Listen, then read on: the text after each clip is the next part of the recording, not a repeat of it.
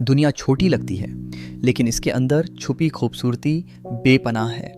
कहीं बर्फ से ढकी पहाड़ियाँ हैं, कहीं नीले समुंदर जो आसमान को छूते हैं, कहीं जंगल हैं जहाँ सिर्फ खामोशी बोलती है। ये वीडियो सिर्फ ट्रैवल के बारे में नहीं, ये एक सफ़र है उन जगहों तक जहाँ ज़मीन और आसमान मिलते हैं। तो अगर तुम्हें दुनिया की ये खूबसूरती देखना पसंद है, लाइक ज़रूर करना और सब्सक्राइब भी, ताकि अगला सफ़र हम साथ में कर सकें। नंबर 1, सैंटोरिनी, एक छोटी सी जन्नत जो एजियन समंदर के बीचों बीच बसी है। यहाँ की सफ़ेद इमारतें और नीले गुंबद देखकर लगता है जैसे किसी ने आसमान को ज़मीन पर उतार दिया हो। हर शाम जब सूरज समंदर में डूबता है तो पूरा शहर सोने जैसा चमक उठता है। इस जगह का सुकून, इसका रूमानी माहौल और इसका इतिहास सब मिलकर इसे दुनिया के सबसे खूबसूरत द्वीपों में से एक बना देते हैं। नंबर 2, फ्रेंच पॉलिनेशिया, जहाँ वक़्त थम जाता है। फिरोज़ी पानी, हवा में नमक का हल्का सा एहसास और पीछे खड़ा माउंट ओतेमानू, सब कुछ एक खूबसूरत पेंटिंग जैसा लगता है। लोग कहते हैं कि बोरा बोरा सिर्फ हनीमून के लिए नहीं, दिल को सुकून देने के लिए भी होती है। यहाँ का हर लम्हा एक सपना लगता है, ऐसा सपना जहाँ से कोई उठना नहीं चाहता। Number 3, Banff national park, Canada के दिल में एक ऐसी जगह है जहाँ हर मोड़ पर खुदा की बनाई हुई पेंटिंग नज़र आती है। बैनफ नेशनल पार्क, नीला पानी, सफ़ेद बर्फ और चारों तरफ हरे भरे जंगल। लेक लुईस का पानी इतना साफ है कि लगता है जैसे आसमान उसमें घुल गया हो। यहाँ का हर मौसम एक नई कहानी लिखता है, कभी बर्फ से ढका जन्नत तो कभी पतझड़ के रंगों से सजा हुआ स्वर्ग। नंबर 4, मालदीव्स, एक ऐसी जगह जहाँ समंदर और आसमान सच में एक दूसरे से मिल जाते हैं। 1000 से भी ज़्यादा छोटी छोटी टापू जो सफ़ेद रेत और नीले पानी से घिरी हुई हैं। यहाँ के कोरल, मछलियाँ और सूरज ढलने का नज़ारा, सब कुछ जादू जैसा लगता है। जब रात को आप बीच पर चलते हैं और पानी चमकता है तो लगता है जैसे तारे समंदर में उतर आए हों।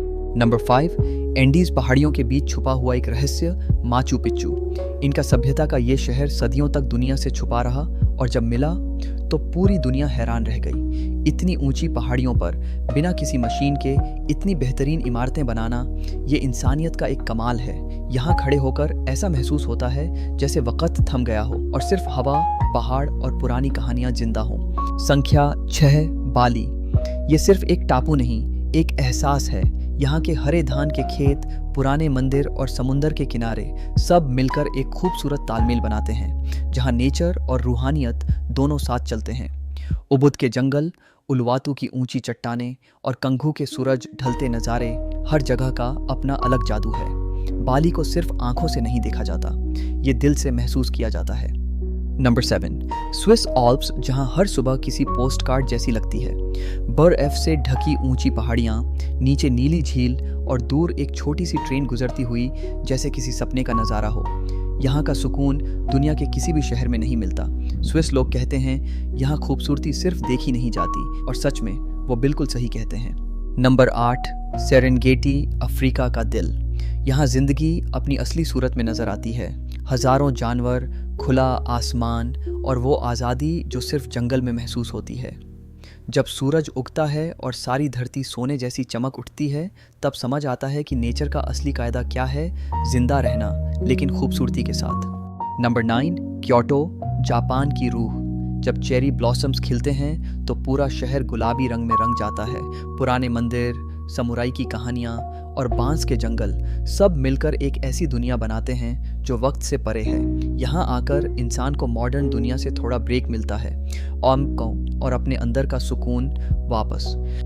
नंबर 10, दुनिया के किनारे पर एक जमा हुआ साम्राज्य, अंटार्कटिका। यहाँ सब कुछ बर्फ है लेकिन फिर भी जिंदगी मौजूद है। पेंगुइन अपनी कतार में चलते हैं, सील्स बर्फ पर सोए रहते हैं और हवा में सिर्फ एक ही आवाज़ गूंजती है, खामोशी। अंटार्कटिका सिखाता है कि खूबसूरती सिर्फ रंगों में नहीं होती, कभी कभी वो सफ़ेदी में भी छिपी होती है।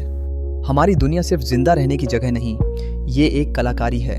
हर समुंदर, हर पहाड़, हर जंगल अपनी एक कहानी कहता है, लेकिन हम अक्सर अपनी स्क्रीन के पीछे इतने व्यस्त हो जाते हैं कि इस खूबसूरती को भूल जाते हैं। अगली बार जब तुम आसमान देखो, हवा को महसूस करो या पानी की आवाज़ सुनो, तुम एक ऐसी प्लैनेट पर रहते हो जो पूरे यूनिवर्स की सबसे खूबसूरत जगह है।